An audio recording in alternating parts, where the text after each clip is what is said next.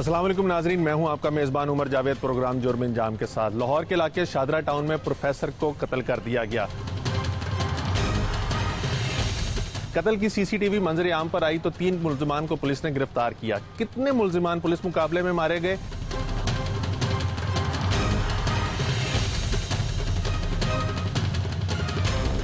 जबकि मुल्जिमान के हवाले से क्या इंकशाफात मंजर आम पर आ रहे हैं, ये तमाम तफसीलात जानेंगे आज के प्रोग्राम जुर्म अंजाम में।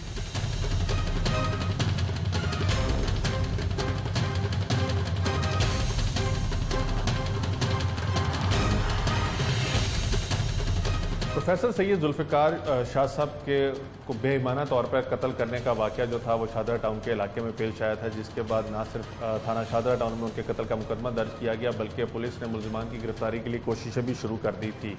बताया यही जाता है कि पुलिस ने मुल्जिमान को गिरफ्तार कर लिया है। उनके मकतूल के अहले खाना हमारे साथ मौजूद हैं, उनसे जानते हैं कि जिन लोगों ने उनको कत्ल किया वो कौन लोग थे, क्या ये इनको जानते थे, पहले से शनाख्त तय थी या नहीं थी। अस्सलाम वालेकुम जी।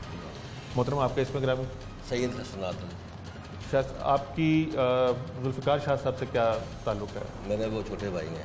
छोटे भाई थे। क्या वाक़या क्या पेश आया? वाक़या ये है कि जी यहाँ से हम रह रहे हैं कि 85 से 6 से यहाँ पे रहते हैं। अच्छा। यहीं पे हमारी एजुकेशन हुई थी। तो मोहल्ले में रहते हुए थोड़े बहुत वाक़यात तो हो जाते हैं, एक दूसरे के साथ तलखलामी हो जाती, लेकिन इस तरह का जो शदीद वाक़या हुआ इसका तो दाद तो हमारे जहन में था ना, जो जिसका जो मकतूल था ना उसके जहन में ये कोई बात नहीं थी। तो ये सैको पर्सन था बंदा वो। आप लोग जानते हो? जी मैं उसका जानूँ, मोहम्मद आसफ है उसका नाम, उसके वालिद का नाम मोहम्मद सदीक है जी, साथ वाली गली में रहते हैं। अच्छा जी। मलिक मोहम्मद अशरफ जो है उसका चाचा है, और उसके साथ यानी कि इसका उनके साथ बड़ा, क्योंकि यहाँ पे मलिक बरादरी 25-30 घर है मलिक बरादरी के ना, तो शाह साहब का इनके साथ बड़ा मेल जोल था, आना जाना था।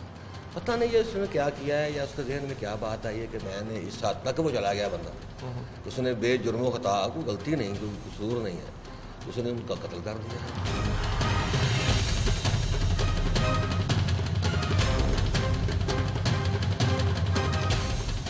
तो कत्ल को बुनियाद की कोई ना कोई वजह होती है, वजह अनाद क्या थी? कोई ठोस वजह नहीं है, कोई अनाद नहीं है। देखें इसके लिए तो बेशुमार वजह होती हैं कि बड़ा भी दुश्मनी है, ख़ानदानी दुश्मनी है, ये भी नहीं है। कोई पैसों का लेन देन होता है, ये भी नहीं है। यहाँ कोई किसी ज़मीन का कोई झगड़ा होता है या इस तरह का कोई कसर, मतलब इस तरह का कोई वाक़या हुआ ही नहीं है। शाह साहब ने शायद उसके किसी रिश्तेदार वगैरह के खिलाफ कोई गवाही वगैरह दी? नहीं, 10-15 साल पहले। नो, इस तरह का तो है ही नहीं। लेकिन मैंने बताया ना कि मोहल्ले में रहते हुए तो जाता है कि आपने इस जगह पर रहना है तो किसी के साथ अच्छे तल्क होते हैं, किसी के साथ पूरे से हो जाते हैं, किसी के साथ शदीद तल्क वास्ता होती है, जो आपका मेल जोल है उसमें फिर तल्क बातें भी होती हैं, लेकिन इतनी तल्क बात तो नहीं होती कि आप किसी को मार ही नहीं। उस बंदे की मोहल्ले में रेपुटेशन कैसी है? उसकी तो पहले वो बिल्कुल उसकी लूज रेपुटेशन थी, यानी कि वो पुलिस में था, वो उसका जो पहला वो भर्ती हुआ था पंजाब पुलिस में। पंजाब। अच्छा। तो फिर वो उसने छोड़ दी, वहाँ से वो भगौड़ा हो गया। उसी दौरान उसने वारदातें शुरू कर दी, लेकिन हमने उसको कोई परसून नहीं करता। देखिए ये हमारा मैंने साथ वाला हमसाया, तो हमें क्या पता कि वो क्या करता है अंदर के खातिर में, उसका क्या काम है, क्या लेना देना। आपने तो जाहिर बात करनी होती, लेकिन ये गंदे लोग थे। हमने इनके साथ इस्लाम दुआ जो तकरीबन 15 साल पहले छोड़ दी थी, कोई इस्लाम दुआ। कभी आप लोगों को खदशा वगैरह था कि ये ऐसा इकदाम उठा सकता है? क्योंकि जैसे आप कह रहे हैं कि मोहल्ले में उसकी रेपुटेशन अच्छी नहीं थी, तो किस किस्म की रेपुटेशन थी? कोई वारदातें वगैरह की हुई थी? लोगों को कत्ल वगैरह किया? लोग इससे खौफ थे। अब पता चला है जब वो उसका मर्डर हुआ है ना, अब लोग सामने आए हैं जिसने ये वारदात की थी। इसने पहले कभी किसी ने सामने नहीं आया जिनके साथ वारदातें हुई थी? नहीं। क्यों? लोग खौफ थे ना, डरते थे। इनके पहला यहाँ पे मर्डर हुआ था, गोगी नाम का लड़का है, उसने इसको कत्ल किया था। तो आसिफ ने तो वो उसको छुपा दिया गया, इन्होंने झूठा करार उठा लिया जी हम इसमें मुलव्वस नहीं है। उसके बाद फिर उसने सिलसिला खुफिया तौर पर शुरू कर दिया, ठीक है। फिर वो शहर चला गया, वहाँ पे सुना गया कि वो पता नहीं कौन सा ग्रुप है, तो उसके साथ उसको तलक है। फिर उसने वारदातें शुरू कर दी, यानी कि वो लगा रहा इसी वारदातों में। और जो उसका जो बड़ा भाई है उमर दराज और गोल मोहम्मद, वो मोहल्ले में आप जिससे मर्जी पूछ लें, उसने काफ़ी लोगों के पैसे देने हैं। ईंटों का वो फ्रॉड करता था, प्लाटों का वो फ्रॉड करता था, इस्तेमाल उसको करता था।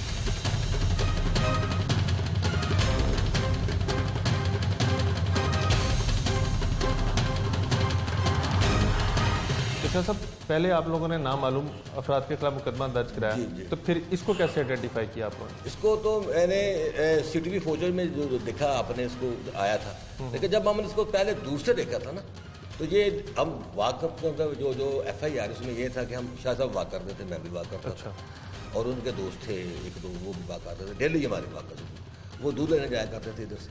यहाँ पे जब आप बाहर निकले तो ज़मीनें हैं, खुला एरिया है जिसमें हम वाक करते थे। जब हम दूध लेकर वापस आए ना, तो ये वो पिछले बोर्ड में थे, गली का एक मोड़ आता है, वहाँ पे हम थे, थोड़ी देर के लिए रुके, ये शाह साहब थोड़ा सा आगे चले।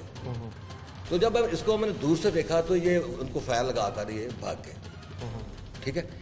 दूसरी उस वक्त तो मैंने इसका जो बुरखा था, इसने बुरखा उड़ा हुआ था। अच्छा, ये औरतों वाला जो बुरखा? जी, औरतों वाला बुरखा इसने उड़ा हुआ था, और साथ जो था लड़का जो था मोटरसाइकिल वाला, बाइक वाला, उसने पैंट शर्ट पहनी हुई थी, ठीक है। ये दोनों लड़के भाग गए, ठीक है। फिर हमको तो फिर अपनी पड़ गई ना कि ये हुआ क्या, ये कैसे हो गया, ये कौन लोग थे, क्योंकि हम तो पैदल थे, वॉक कर रहे थे, पैदल थे। वो बाकी लोगों ने शाह साहब को पकड़ा, मैं इनके पीछे गया, लेकिन ये चले गए थे।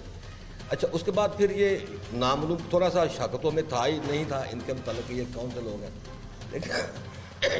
लेकिन जब बाद में जो CTV वहाँ पे हमने देखा कि हम इसको मालूम कर सकते हैं, ठीक है। वो जो तस्वीर जब CTV वाली जो फोटो सामने आई, तो फिर मैंने फौरन फर्स्ट टाइम ही मैंने कहा ये वही है। कैसे? तो क्योंकि ये इसका टखना था ना खराब। अच्छा। ये आसफ गोडे वाले के नाम से मशहूर है इलाके में। इसका गोडा जो है वो ख़राब है, ये गोडे वाले का नाम आसफ गोडे वाला इसको कहते हैं। फिर ये जब फिर वो लड़के को भी मैंने पहचान लिया, जब वो उसकी वो बाद में हमारी वो जिसे कहते हैं ना पुलिस शनाख्त परेड हुई, उसको मैंने फौरन पहचान लिया, वही है। भाई आप बताइएगा, ये आपका मकतूल के साथ क्या ताल्लुक है? मेरे खालाजाद थे, मेरे कज़न थे, लेकिन कज़न होने के साथ साथ सबसे पहले वो मेरे जो है वो बड़े भाई भी थे, उस्ताद थे। हमने जो कुछ भी सीखा है, जो कुछ भी पढ़ा है, वो ऑब्वियसली सैयद ज़ुल्फ़िकार अली शाह साहब की वजह से ही है। जो भी अभी तक जो है वो इल्म हमारे पास है, या हम पढ़ रहे हैं, जॉब कर रहे हैं। शाह साहब के मेरे जैसे कई जो है वो शागिर्द थे। शाह साहब एक प्रोफेसर और बड़े मौलम किस्म के वो शख्स थे।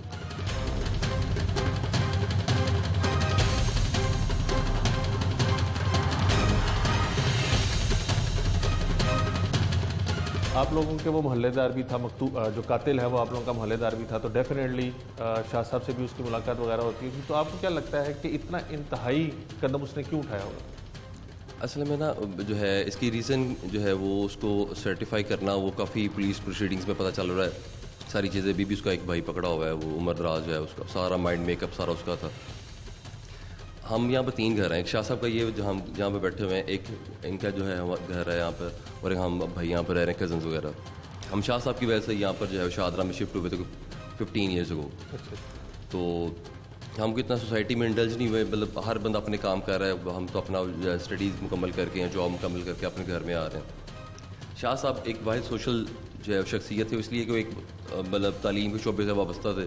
तो इस एरिया में जितने भी महल में मैक्सिमम घर हैं, इनके जितने भी कोई मतलब बच्चे जो इनके जो है एजुकेशन हासिल कर रहे हैं, या इनके कुछ कई जगह पर पहुंच गए हैं, कोई अच्छी मंजिल पर, अच्छे ऑफिसर्स भी जो हैं, सीनियर ऑफिसर्स भी उनके रहे हैं, ज़ेरे साया और शागिर्द उनके रहे हैं। तो इसलिए उनका कोई ये जो है चेक करना कि वो उनको किस रीज़न की वजह से किया गया, ये मतलब मेरी अक्ल में नहीं आती बात।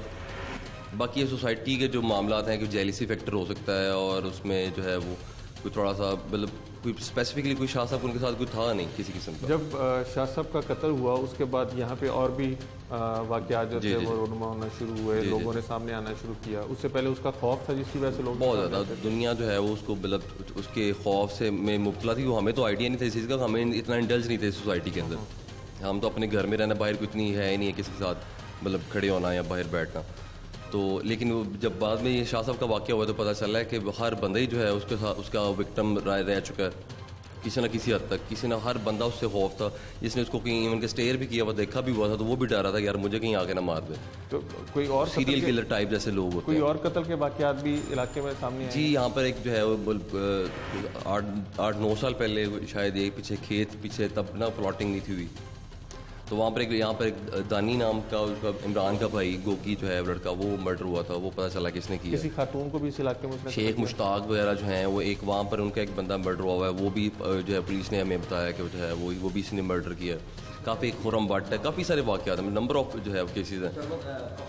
कौसर खान वाला जो है वो उसको बड़ा मिजरेबल तरीके के साथ कौसर खान भी इसी इलाके में रहते थे? वो भी इसी एरिया में, मतलब उसकी अपनी हर बंदे की अपनी एक रिप्यूट होती है, लेकिन मतलब बाद में जब मुझे भी मैंने उसको देखा नहीं हुआ था, नाम सुना हुआ था कि कौसर खान का कोई बंदा यहाँ पर रहता है। तो बाद में लोगों ने बताया कि यार वो भी इस इंटेंस किस्म का कोई शख्सियत नहीं था कि उसको इतने जो है वो तशद्दुद तरीके से जो है उसको कत्ल किया जाए। उसको मार दिया गया, 5-6 दिन मारते रहे उसे, जो पुलिस ने हमें बताया, और उसके बाद तशद्दुद करते रहे, तशद्दुद करके उसको मार दिया। उसकी फिर टांगें काट कर उसको जो है वो बोरी वगैरह में बंद करके और फिर जो है उसको BRB नहर में जो है वो फेंक दिया। तो इसलिए वो बड़ा मतलब कह लें कि खौफ की लामत और जो है वो दरिंदा से कह लें आप बंदा था, वो अक्ल शऊर से उसका ताल्लुक नहीं था कोई किसी किस्म। बहुत शुक्रिया। आप मकतूल के बुरसा की गुफ्तगू सुने तो उनका कहना है कि उनके भाई के कत्ल होने के बाद यहाँ पे बहुत से ऐसे लोग थे जो सामने हैं जिनका कहना था कि उसने उनके साथ भी ना सिर्फ ज्यादती की हुई है बल्कि उनके रिश्तेदारों या अहले खाना को भी कत्ल किया हुआ। जैसे अभी आपने सुना कि यहाँ इसी इलाके में कौसर खान नामी शख्स को 5-6 रोज़ तक वो तशद्दुद करता रहा था और उसके बाद जब वो मर गया तो उसकी डेड बॉडी जो थी वो नहर में फेंक दी। बाकी जो केसेस हैं जो उसके खिलाफ दर्ज हुए हैं उनके मुद्दई इस बारे में क्या कहते हैं उनसे भी जानते हैं।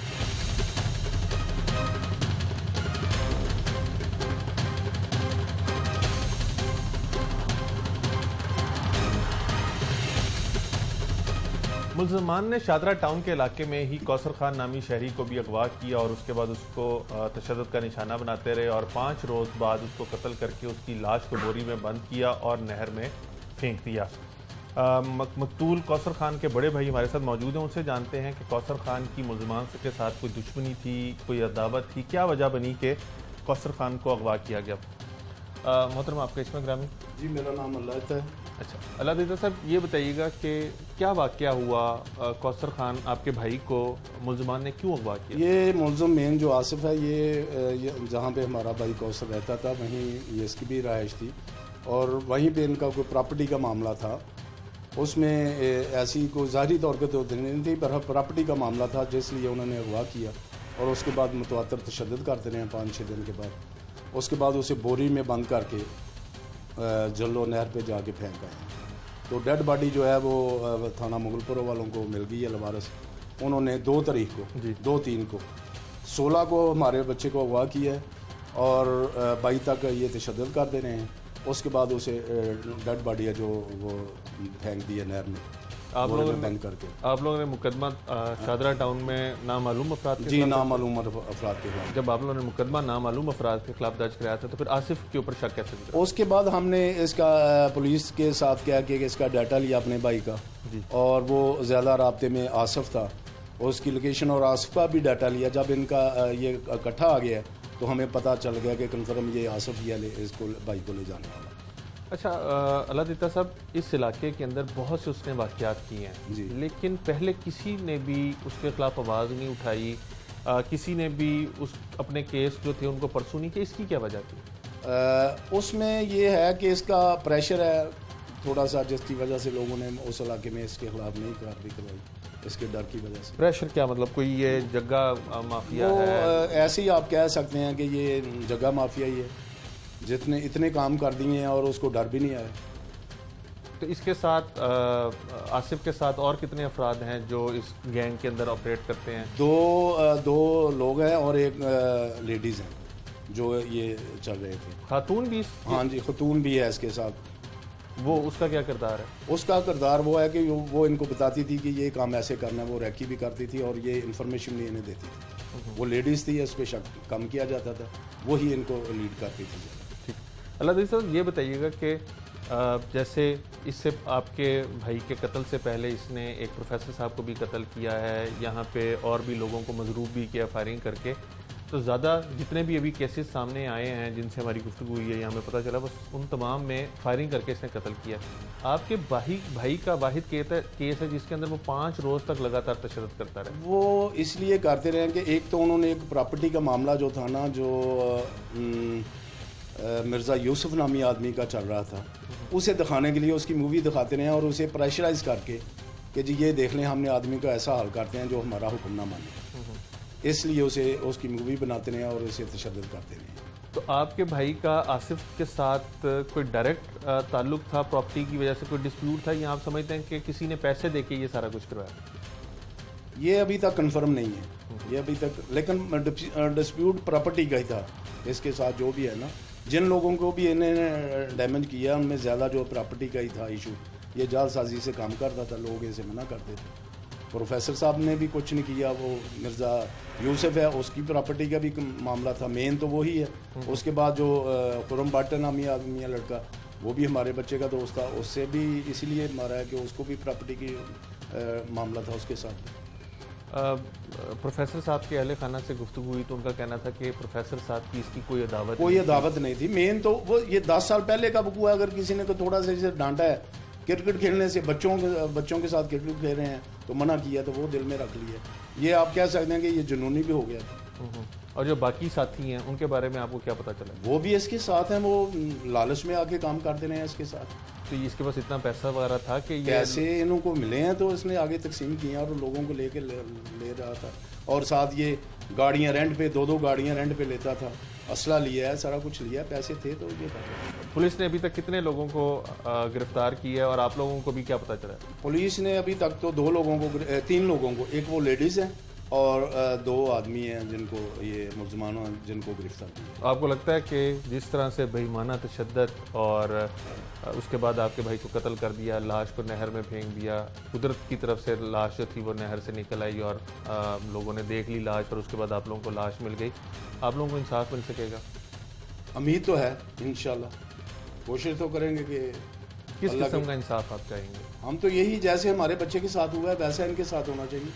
अगर मकतूल की शादी वगैरह हुई थी? नहीं, शादी नहीं हुई। तो अहले खाना, बतौर अहले खाना आप क्या समझते हैं कि इस तरह के इलाके के अंदर, जो लाहौर के अंदर इस तरह इलाके के अंदर खौफ हरास की अलामत बना हुआ शख्स है, ये पुलिस की नाकामी है, लोगों की जिम्मेदारी है कि लोग उसके जो जिनके साथ वो ज्यादती करता है वो सामने नहीं आते? कुछ हमारे लोगों की भी ज्यादती है और पुलिस की भी ज्यादती है। अगर हम इतला देते हैं, पुलिस फौरी कार्रवाई नहीं करती तो लोग डर के रह जाते हैं कि हम कहाँ जाए। पुलिस भी कार्रवाई मौका भी नहीं करेगी और किसी को इंसाफ नहीं मिलेगा तो मुलज़िम तो दिन तनाते फिरेंगे। बहुत शुक्रिया।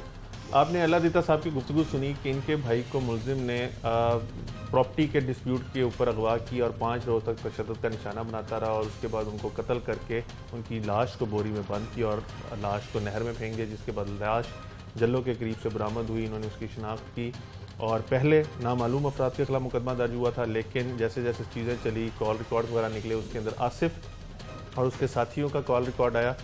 पुलिस ने अब इनके मुताबिक मुलजिमान को गिरफ्तार कर लिया है और CIA मॉडल टाउन ने मुलजिमान को गिरफ्तार किया है।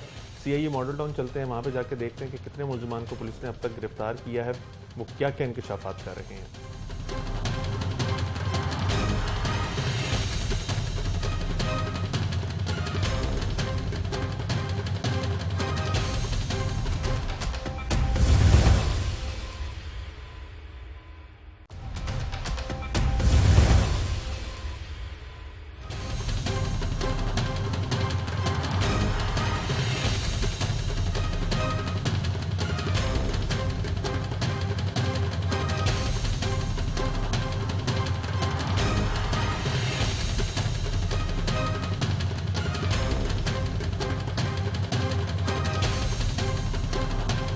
कत्ल एक ऐसी वारदात है जिसके अंदर मुलजिम की कोई ना कोई या तो मकतूल के साथ अनात होती है, लेन देन का तनाज़ा होता है, लड़ाई झगड़ा होता है, घरेलू रंजिश हो सकती है या फिर जायदाद का तनाज़ा हो सकता है। लेकिन आज हम आपको एक ऐसे कातिल से मिलवा रहे हैं जिसने लाहौर में 4 अफराद को कत्ल करने की कोशिश की, जिनमें से 2 जान की बाजी हार गए, जबकि 2 जो थे वो शदीद जख्मी होने के बाद अस्पतालों में रहे और बहुत अरसा उनको अस्पतालों में इलाज करवाना पड़ा।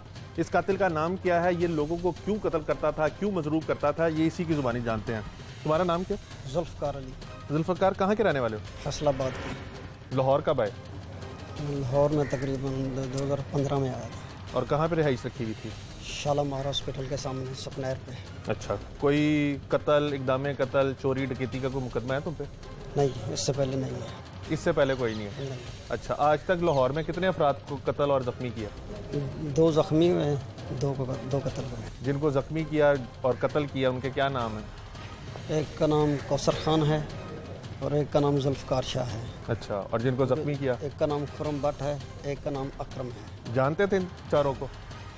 नहीं, मैं ज़ाती तौर पे नहीं जानता उनको। ज़ाती तौर पे नहीं जानते? कभी पहले मिले ज़िंदगी में? नहीं। अच्छा, मिले भी नहीं। तो फिर जख्मी और कत्ल कैसे किया? क्योंकि वो मेरा दोस्त था आसिफ, उनकी आसिफ? वो कौन है? वो पुलिस मुकाबले में शूट हो गया है, उसकी इनके पुलिस मुकाबले में तुम्हारा साथी मारा जा चुका है। वो कहाँ का रहने वाला था? वो शकरगढ़ का रहने वाला था, तो यहाँ शदरे में उसकी रहायश थी। अच्छा। यहाँ जुल्फ़कार शाह रहता था, इसी मोहल्ले में उसकी रहायश थी। तो वो मेरा बस दोस्त बना है। आसिफ? जी आसिफ। कैसे तुम्हारा दोस्त बना आसिफ? बस एक दोस्त पहले से जानने वाला एक दोस्त था अशफाक, उसने उससे मुलाकात करवाई थी। उसने कहा था कि ये आदमी ज़मीन के काम करता है, ज़मीन का लेन देन करता है, ज़मीन के सौदे वगैरह का ये करता है। तो इस वजह से उससे मेरी दोस्ताम होगी, दोस्ती होगी। अच्छा। अच्छा, फिर जिन अफराद को तुमने कत्ल किया तुम उनको जानते नहीं थे, कत्ल कैसे किया? पहला कौसर खान था, उसको इन्हें कॉल करके बुलाया घर से। उसको कॉल करके इसने बुलाया है, तो उसको मतलब जगह पे फैक्ट्री में लेके गया, एक जगह पे ले गया है। वहाँ जाके इसने मैं पहले प्रोग्राम के मुताबिक बताया हुआ था कि जब आदमी आएगा तो मैं आदमी को लेके आऊँगा, मैं उससे जब बातचीत करता रहूँगा, जब मैं आपको इशारा करूँगा तो तब आपने इसको डंडे मारने हैं। ठीक है। तो जब हम फैक्ट्री में पहुँचे तो हमारे आने से पहले वो फैक्ट्री में पहले मौजूद थे दोनों। तो हमारे आने के बाद वो चले गए खाना खाने के लिए। खाना खा के काफ़ी लेट आए हैं, तकरीबन 1.5-2 घंटे लगा के आए। पूछा भी इतनी देर क्या करते रहे, बस ऐसे बातें करते रहे। तो वापसी आगे हैं तो बैठ के वो आपस में बहस करते रहे हैं एक दूसरे से। इनकी कलाशनकोव का कोई लेना था, रशियन कलाशनकोव का लेना देना था, कोई जुआ खेलते रहे इकट्ठे, तो एक दूसरे से पैसे का लेन देन था। तो वो मारा कैसे उसे? उसको डंडे मारे थे। डंडे मार मार के मार दिए। और फिर लाश को कैसे फेंका, कहाँ फेंका? मुगल BRB नहर में। और वो कितने अरसे बाद पुलिस को मिली? ये नहीं सर, जब हम गिरफ्तार हुए तो उससे पहले इनके पास तस्वीरें पहुंच उसको कत्ल कब किया था? 15 फरवरी। 15 फरवरी को। एक प्रोफेसर भी तुम लोगों ने कत्ल किया? जी। प्रोफेसर से कोई दुश्मनी वगैरह थी तुम लोगों की? जी सर, इसने बताया था उसने कि जब वो उसका वालिद फौत हुआ था तो उसका जनाजा था, जनाजे पे जाना था उसने, तो उसने इनकी मुखबरी की थी। दोनों ने ना इनकी कोई मुखबरी की थी, तो इस वजह से उसने कहा था कि इसको मैंने सबक सिखाना है। अच्छा, जिनको जख्मी किया उनको क्यों जख्मी किया? खुरम भट्ट और वो ये दोनों, ये तीनों चारों सिर्फ इसी चक्कर में उसके दो। अच्छा। आसिफ को तुम किसी दोस्त के रेफरेंस से मिले, और मिले इसलिए कि वो ज़मीनों का काम करता था? जी। तो फिर दुश्मनियाँ सारी उसकी थी, तुमने क्यों मारे बंदे? सर मैंने ज़ाती तौर पे किसी को नहीं मारा है, फायर उसी ने मारे हैं, जिसको भी मारा है उसी ने मारा। तो तुम साथ क्यों होते थे? साथ तो मुझे वो पहले जब जुल्फ़कार शाह को मारा है तो उसके बाद तो उसने कहा भी अगर तुम पीछे हटोगे तो तुम मेरे साथ बराबर। कितने पैसे देता था तुम्हें मारने के? नहीं सर, पैसे नहीं दिए किसी केस में भी, मारने जख्मी करने के पैसे नहीं। तो फिर तुम साथ क्यों थे? क्योंकि एक वो कत्ल कर चुके थे, मैं उस केस से बचना चाहता था। उसके एक केस से बचने के लिए उसके साथ था, अभी मुझे किसी तरीके ने इस केस से बचा दे। अच्छा, फिर आसिफ का क्या बना? आसिफ फरार, पुलिस तुम दोनों को पुलिस ने पकड़ लिया? जी, दोनों को। वो पुलिस हिरासत से फरार हो गया? जी, वो पुलिस से हिरासत से फरार होने की कोशिश में मारा गया। और तुम कैसे बच गए? तुम नहीं फरार हुए उस दिन? नहीं सर, मैंने फरार होने की कोशिश नहीं सर, मैंने फरार होना ही नहीं था। उसने वहाँ पे किसी पुलिस एहलकारों को जख्मी भी किया था वहाँ पे फायरिंग करके फरार होने से पहले? सुना है, देखा नहीं है, क्योंकि मैं अलग कमरे में बंद था, वो अलग कमरे में बंद था। सुना है कि उसने 4 आदमियों को जख्मी किया है। कोई तो लालच होगी जिसके ऊपर तुम ये सारा कुछ करते रहे। खौफ तो नहीं है? अगर खौफ होता तो तुम शहर छोड़ के कहीं और चले जाते, उससे ताल्लुक़ ख़त्म कर लेते। कोई तो लालच होगी। क्या लालच थी? लालच इसी का यही था कि उसने कहा था कि मैं ज़मीन बेचूंगा तो तुम्हें पैसे दूंगा। कितने की कोई बात नहीं तय नहीं है, ये बात तय नहीं थी। बीवी बच्चे हैं तुम्हारे? जी। कितने? एक बेटा है। अच्छा, बस 10 साल का एक ही बेटा है। चोरी डकैती और वारदातें कौन सी की हैं तुमने? एक अकरम है, दूध दही वाला था, उसको उसने फायर मारे थे। तो उस दिन जब मैं मोटरसाइकिल चला रहा था तो मोटरसाइकिल का चैन उतर गया, तो मैं चैन चढ़ा रहा था, फिर उतर गया। तो मैं जब चैन चढ़ा रहा था तो उसने वहाँ एक मोटरसाइकिल पड़ी थी, उसको स्टार्ट कर लिया उसने। वो एक मोटरसाइकिल चोरी की? इसके अलावा फिरोज वाला में भी कोई कत्ल वगैरह करने की कोशिश की? फिरोज वाला में खुरम भट्ट का नाम का आदमी था, जो उसने उसकी वो बताया उसने कि उसने मुखबरी की थी, उसको उसने फायर मारे थे। आप मुलजिम की गुफ्तगू सुन रहे हैं। मुलजिम ने 4 अफराद को ज़ख्मी किया गोलियां मार के, जिनमें से 2 मर गए, 2 ज़ख्मी हुए। और इसका कहना है कि किसी लालच में नहीं किया, बस उसने ये कहा था कि जब वो अपनी ज़मीन बेचेगा, ज़मीन में जो हिस्सा आएगा उसमें से इसको भी पैसे देगा। तफ्तीशी अफसर हमारे साथ मौजूद हैं सफदर साहब, जिन्होंने ना सिर्फ इस मुलजिम को पकड़ा बल्कि जो मुलजिम इनकाउंटर के अंदर मारा गया, इसका साथी आसिफ, उसको भी पकड़ा था, जिसने बाद में सिविल लाइन से फरार होने की कोशिश की और इनकाउंटर में मारा गया।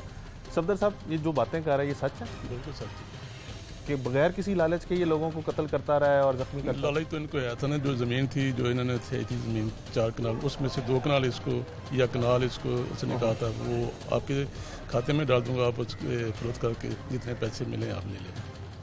बगैर लालच की कोई काम नहीं किया, इनसे लालच में आकर सब कुछ किया। अगर ये वारदातें कर रहे थे, बंदों को कत्ल कर रहे थे, जख्मी कर रहे थे, तो ये कैसे मुमकिन है कि इनके ऊपर चोरी डकैती और इस किस्म की इन्होंने कोई वारदातें नहीं की? जैसे ये वारदातें तो छोटी आसिफ के साथ इन्होंने की हैं। फिर मोटरसाइकिल वो उसने आपको बताई है, मोटरसाइकिल हमने जब अकरम दत्त जी को फैर मारे हैं, हमारी मोटरसाइकिल उधर ख़राब हो गई, तो फिर हमने वहाँ से मोटरसाइकिल चोरी करके निकले वहाँ से।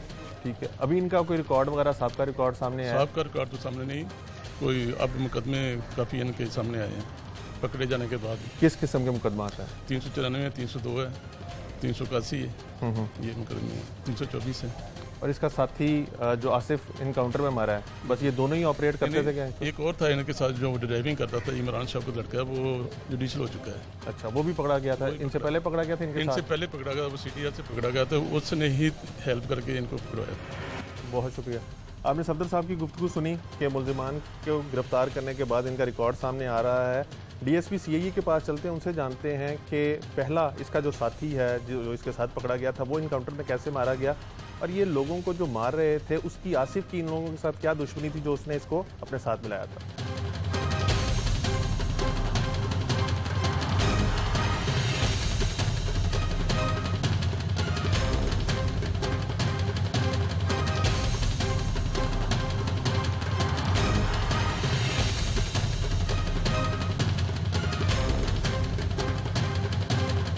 जिस केस के ऊपर आज हम प्रोग्राम कर रहे हैं उसके अंदर मुलजिमान ना सिर्फ अपने इलाके में खौफ की इलामत समझे जाने शुरू हो गए हुए थे, बल्कि उनके खिलाफ ना तो कोई शख्स गवाही देता था और अगर उनको किसी को वो ज़ख्मी कर देते थे तो वो मुलजिमान के खिलाफ मुकदमा दर्ज कराने से भी गुरेज़ा होते थे। इसमें जो मुलजिमान 3 मुलजिमान थे, जिनमें से सबसे पहले एक शख्स को हिरासत में लिया गया और उसने फिर बताया कि उसके 2 साथी हैं, उन दोनों को भी हिरासत में लिया गया।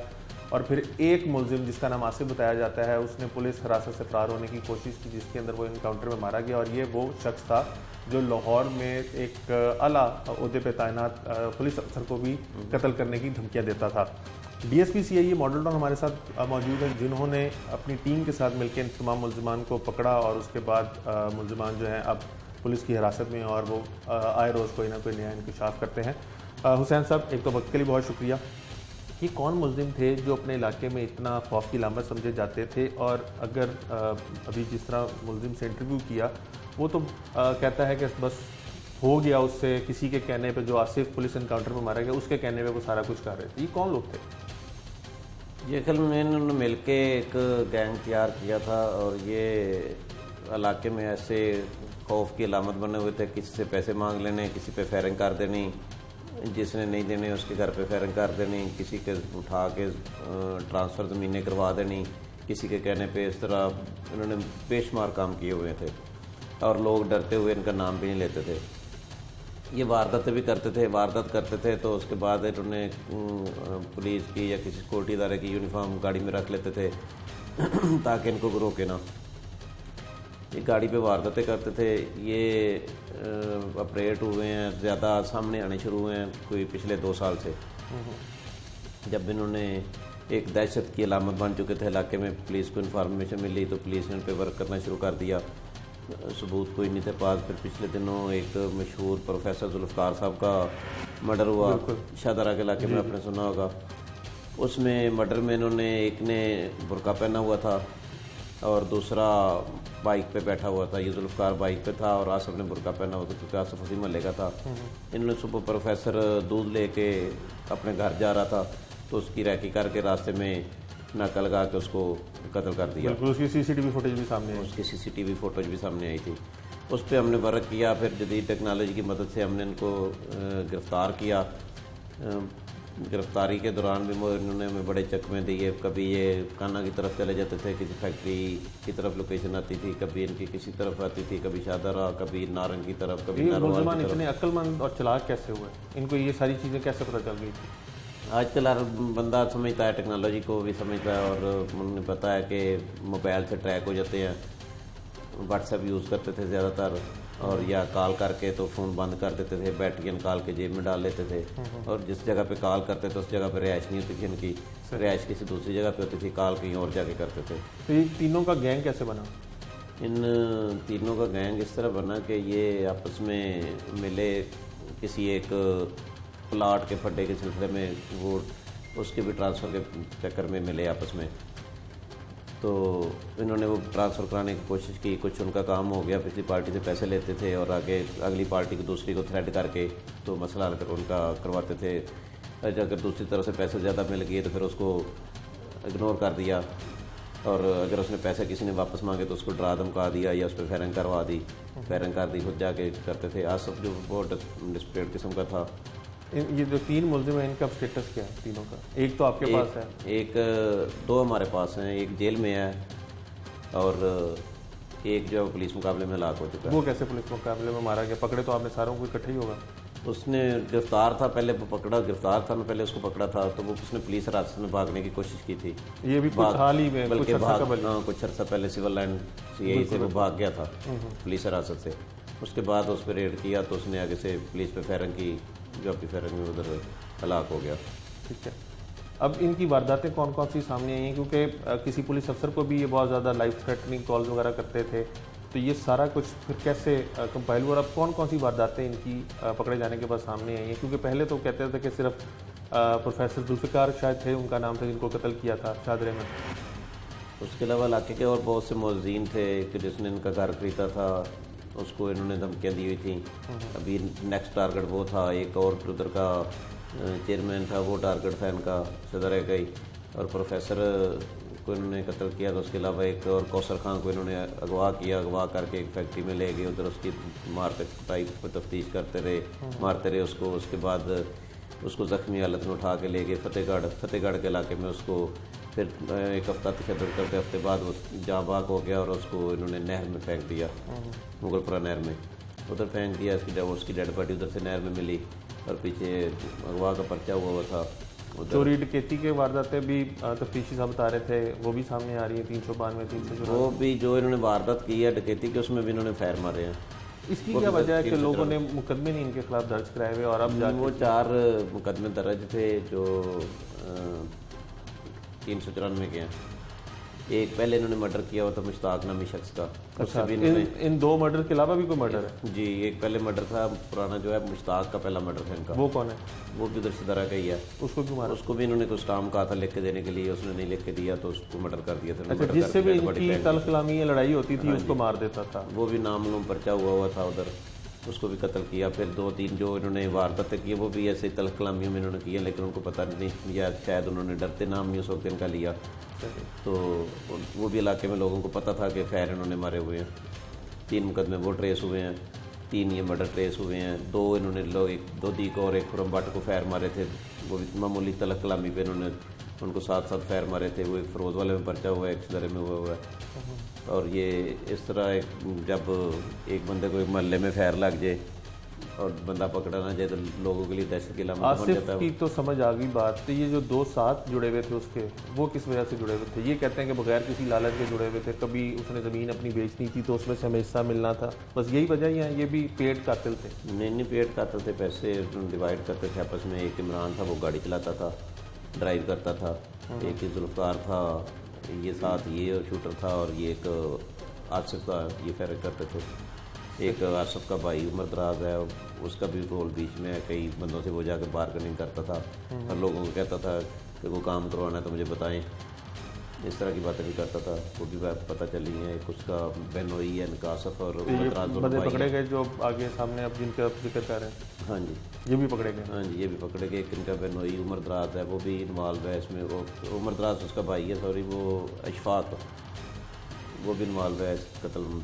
सही, बहुत शुक्रिया शाह साहब। आप DSP CIA model town Hussain Shah साहब की गुफ्तगू सुन रहे हैं कि लाहौर में इतने डेस्परेट, लाहौर जैसे शहर में इतने डेस्परेट कातिल मौजूद हैं जो मामूली तल्ख कलामी के ऊपर दिल में रंजिश रख लेता था और बिला झिझक, बिला खौफ कतर किसी भी शख्स को जिससे उसका लड़ाई झगड़ा होता था उसको कत्ल कर देता था। अब तक 3 अफराद का कत्ल सामने आ चुका है, 4 से ज़ायद अफराद को वो ज़ख्मी कर चुका है। डकैती, चोरी के मुकदमात उसके सामने आ रहे हैं और वो खुद डीएसपी साहब ने बताया कि हाल ही में लाहौर में पुलिस मुकाबला हुआ, उसके अंदर वो मारा जा चुका, जबकि उसके 2 साथी उन्होंने गिरफ्तार किए, जिसको एक को जेल भेज दी और एक की आपने गुफ्तगू प्रोग्राम में शुरू में सुनी। इस किस्म के मुल्ज़िमान जो बग़ैर किसी वजह के, किसी लालच के, सिर्फ दुश्मनियों की या छोटी छोटी तल्ख कलामियों की वजह से दिल में गुस्सा रख के शहरियों को कत्ल कर रहे हैं, ये किस किस्म का माइंड सेट है, इसके पीछे क्या सोच है जो ये करने को उनको मादा करती है, ये भी जानते हैं।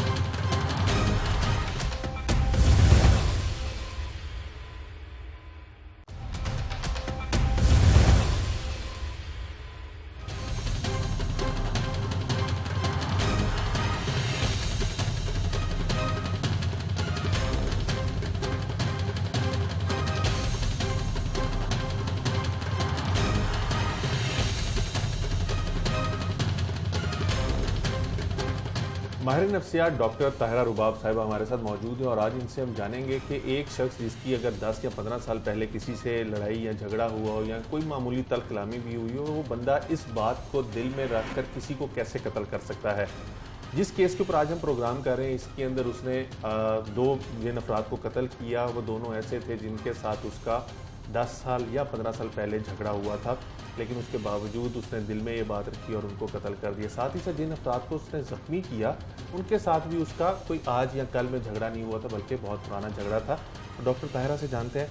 डॉक्टर साहब, अगर हमारी आज आम रूटीन जो नॉर्मल इंसान होते हैं, उनकी अगर किसी के साथ कोई तल्ख कलामी हो जाए तो वो स्पर ऑफ ए मोमेंट तो गुस्सा वगैरह निकल जाता है, लेकिन 1-2 रोज़ के बाद बिल्कुल हम उस बात को भूल जाते हैं, फरामोश कर देते हैं और अगर वो दोबारा उस बंदे के साथ हमारा इंटरेक्शन हो तो हम अच्छी तरह मिलते हैं। इस शख्स जिस मुल्ज़िम की हम बात कर रहे हैं और उसके साथियों की बात कर रहे हैं, इसने 10 साल और पुराना साल पहला बदला लिया है। कोई बीमारी हो भी सकती है, बिकॉज़ इस तरह के लोग जो होते हैं ख़ास तौर पे, वो एक तो रिजेंटमेंट्स इनके अंदर जो हम पलती रहती हैं, माफ़ फॉरगिविंग का जो एक एलिमेंट होता है, ये एस्पेक्ट ऑफ ह्यूमन बीइंग्स का होता है, वो ऐसे लोगों में कम होता है। और ये लोग जो है कतल कलामी माफ़ किसी एक इंसान की कोई बिल्ट इन क्वालिटी है कि अगर मेरी आपकी लड़ाई हो तो आप मुझे कुछ दिनों के बाद या कुछ हफ्तों के बाद माफ़ कर देंगी, ये इंसानी फितरत है। बिल्कुल, ये इंसानी फितरत भी है और ये ट्रेनिंग भी है। फितरत से ज़्यादा ये ट्रेनिंग है कि आपने फॉरगिवनेस जो है वो करनी है। अक्सर बच्चे जो हैं उनके चाइल्डहुड में फॉरगिवनेस वाला कॉन्सेप्ट इतना ज़्यादा उनको सिखाया नहीं जाता, ये शेयरिंग का कॉन्सेप्ट जो है वो नहीं बहुत ज़्यादा दिया जाता, तो उसकी वजह से फिर बड़े होकर उनमें काफ़ी सारे कॉम्प्लेक्सेस जो हैं वो हो सकते हैं।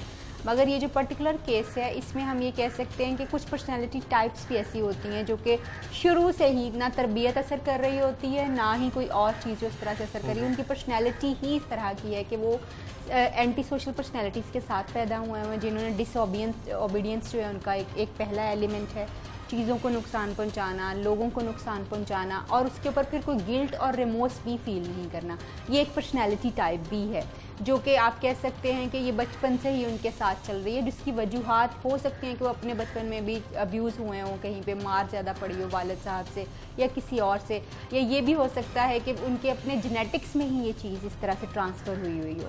तो पर्सनैलिटीज़ भी हो सकती हैं और ट्रेनिंग्स भी हो सकती हैं, दोनों चीज़ें जो इसको इफ़ेक्ट कर सकती हैं। और मोस्ट लाइकली ऐसे लोगों की ट्रेनिंग या पर्सनैलिटी जो है वो ये होती है कि फॉरगिवनेस वाला एलिमेंट नहीं होता, अपने किए गए गुनाह के ऊपर, गलती के ऊपर बिल्कुल भी कोई शर्मिंदगी और गिल्ट नहीं होता। वो समझते हैं कि उन्होंने ठीक किया है और ये उनका हक था जो उन्होंने किया है। अभी जो केसेस सामने आए हैं उसके अंदर उसने 3 अफराद को कत्ल किया, 2 को उसने गोलियां मार के कत्ल किया, तीसरे को उसने अगवा किया, 5 रोज़ तक तशद्दुद करता रहा और उसके बाद उसको उसके बॉडी पार्ट्स को एक थैले में डाल के नहर में फेंक दिया।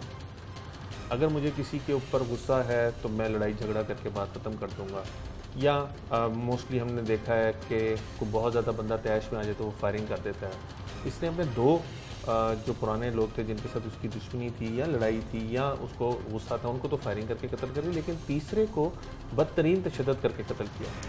बेसिकली हमने देखा ये है कि जैसे जब कोई भी इंसान जो है ओवर द ईयर्स अपनी नफ़रतें और अपनी दुश्मनियाँ पालता रहता है, एक तो रिजेंटमेंट्स उसके अंदर बहुत ज़्यादा होती हैं, गिले शिकवे बहुत ज़्यादा होते हैं। ये तो हम नॉर्मल इंसानों की बात करते हैं, मगर कुछ लोग ऐसे होते हैं जो कि रिजेंटमेंट से अगली स्टेज के ऊपर चले जाते हैं, यानी वो पर्टिकुलरली बदला लेने की कोशिश करते हैं और उस बदले में शायद उन्होंने प्लान किया हो कि वो मार भी देंगे या कुछ और अजियत पहुंचाएंगे। इतनी ये हो सकता है, ये हो सकता है बिकॉज साइकोपैथ एक ऐसी पर्सनैलिटी होती है जो कि किसी भी सूरत किसी इंसान को माफ़ नहीं कर सकता और वो प्लान करता रहता है कि उसने किस तरह से जो है किसी भी बंदे को अजियत देनी है और उसके वो डिफरेंट तरीके भी सोचता है।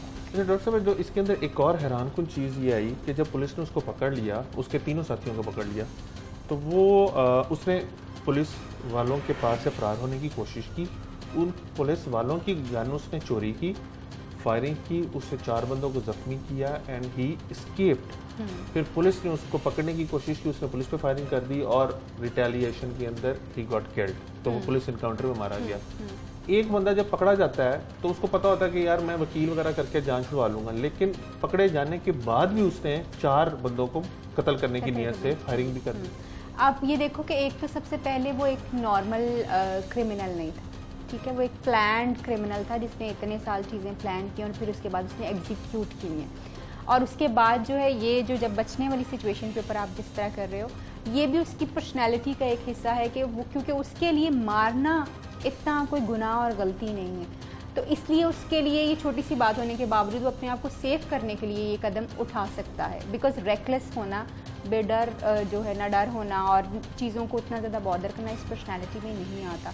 अक्सर वो लोग जब ख़ास तौर पे प्लान्ड क्राइम्स करते हैं तो वो साइकोपैथ ही होते हैं एक्चुअली, और उनकी आप देखेंगे कि उनका क्राइम करने का तरीका वारदात जो तो बहुत डिफरेंट होता है, प्लान्ड होता है और उसमें एक्सट्रीमिज़म बहुत ज़्यादा नज़र आता है, जो कि हमें इस वाली स्टोरी में भी नज़र आ रहा है कि उसने आम लोगों की तरह किसी को भी कत्ल नहीं किया, फुल प्लानिंग के साथ। सो मोर और लेस ही वॉज। ड्रग्स के बारे में भी अक्सर जो चीज़ें होती हैं कि लोग कुछ ड्रग्स लेने के साथ साथ भी इस तरह की चीज़ों में इन्वॉल्व हो जाते हैं कि वो दूसरों को मारना शुरू कर दें, मगर यूजुअली ड्रग्स लेने वाले लोग भी अपनी उनकी पर्सनैलिटी नेगेटिवली जो है वो डेवलप हुई होती है, या उनमें डिपेंडेंसी बहुत ज़्यादा होती है कि उन्हें कोई ना कोई एक चीज़ जो है डिपेंडेंट चाहिए होती है जिस पे वो डिपेंड कर सकें। But at the same time वो लोग जो कि साइकोपैथ होते हैं वो ड्रग एडिक्ट भी हो सकते हैं, और समटाइम्स कुछ लोग आपको इसी साइकोपैथोलॉजी में ही ऐसे लोग भी नज़र आते हैं जो कि अपने प्लेजर के लिए लोगों को पेन करते हैं, यानी अपना उनको प्लेजर मिलता है जब दूसरे लोग उनके साथ सामने चीखते हैं, चलाते हैं या अपनी मिजरी शो करते हैं, इससे वो प्लेजर हासिल करना शुरू कर देते हैं। ये भी साइकोपैथोलॉजी की एक और शेप जो वो है, मगर मर्डर करना that is the extreme one कि उसने प्लान करके उसको जो है वो मर्डर किया। बहुत शुक्रिया। आपने डॉक्टर ताहिरा रुबाब की गुफ्तगू सुनी। जब हमने केस शुरू किया था तो अपेरेंटली यही लग रहा था कि उसने सिर्फ लोगों के साथ अपनी पुरानी दुश्मनियाँ निभाने के लिए लोगों को कत्ल करना शुरू कर दिया, लेकिन जैसे जैसे चीज़ें अनफोल्ड होती गई, पुलिस का कहना था कि वो ना सिर्फ इलाके के अंदर अपनी ढाक बिठाना चाहता था बल्कि लोगों को वो इस चीज़ के ऊपर कायल करना शुरू हो गया था कि अगर उनको कोई मसाइल हैं, किसी से पैसे लेने हैं या किसी बंदे को कत्ल करवाना है या ज़ख्मी करना है तो वो उससे रब्ता करे और वो कुछ पैसे लेने के एवज़ ये सारा कुछ कर सकता है। और जब पुलिस ने उसको पकड़ लिया 3 कत्ल और 2 अफराद के इक़दाम कत्ल के केस में, उसके बाद भी वो वहाँ पे ठहरा नहीं बल्कि उसने पुलिस की हिरासत से फ़रार होने के लिए पुलिस का ही असलहा लेके उनके ऊपर फायरिंग कर दी। 4 लोगों को ज़ख्मी करने के बाद वो फ़रार हो गया और फिर पुलिस इनकाउंटर में मारा गया, जबकि उसके 2 साथी जो थे वो पुलिस की हिरासत में थे, जिनमें से एक का आपने बयान सुना जबकि दूसरा जो है वो जुडिशल हो चुका हुआ है।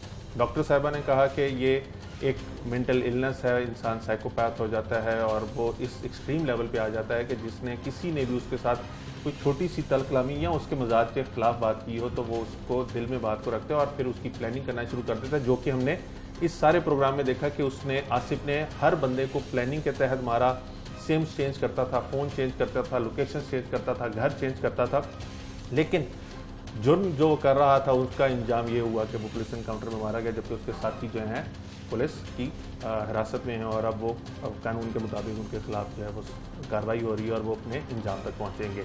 टीम जुर्म इंजाम और अपने मेज़बान उमर जावेद को इजाज़त दीजिए। अल्लाह ने के